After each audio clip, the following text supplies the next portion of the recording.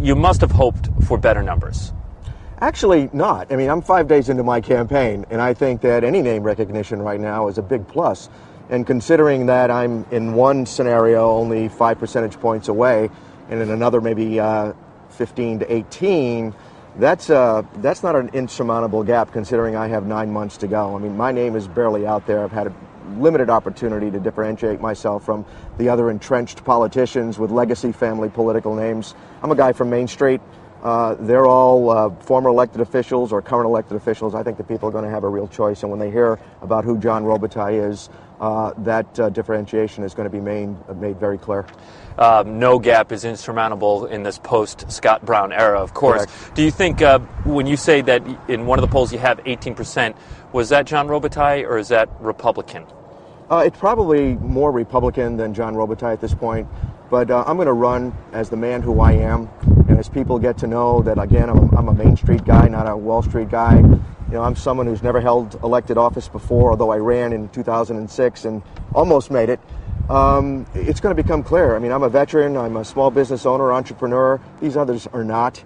And I think the voters are going to look at me and say, look, he's a regular guy and he's not an entrenched politician. When we took a look at favorable and unfavorable ratings, not a lot of politicians did well in this economy. It's not a surprise. But in particular, Governor Carcieri did not do great. Are you concerned this could translate to you?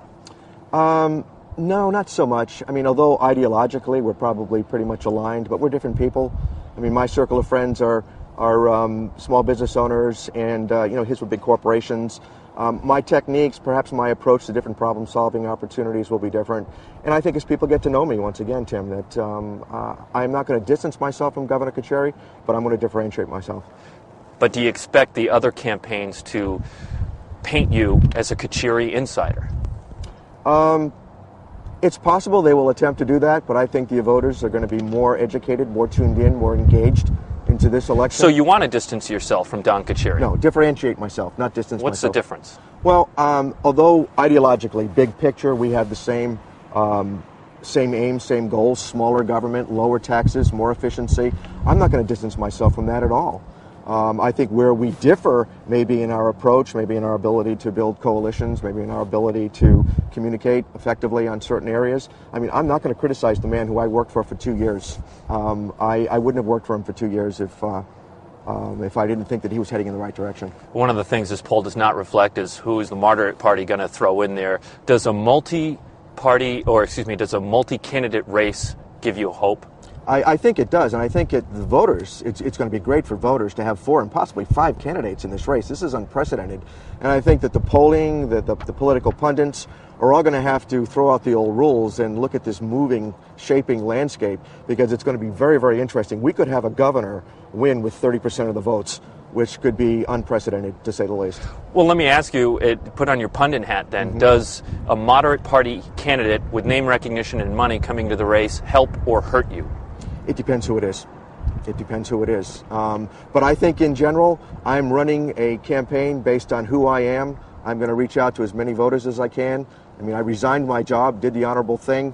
I am out there already in 5 days meeting with at least 8 groups. I've got a full schedule today and tomorrow. People are going to get to know John Robitaille, and they're going to vote for me because of who I am and what I stand for, and not because of what the polls say or what other people or pundits believe I should be saying. Well, you've seen this poll. Yes. Would you rather run against Caprio or Lynch? I would rather probably at this point, based on this poll, run against Lynch. Because I think that the more conservative Democrats probably would have a more difficult choice voting for him or me. Whereas with, I think, Lynch, who is very much a liberal, the conservatives are probably going to run to me. So should we expect a Patrick Lynch bumper sticker on your car leading into September? Maybe some surrogates might, but not me, no. There'll be a Robitaille bumper sticker within a week.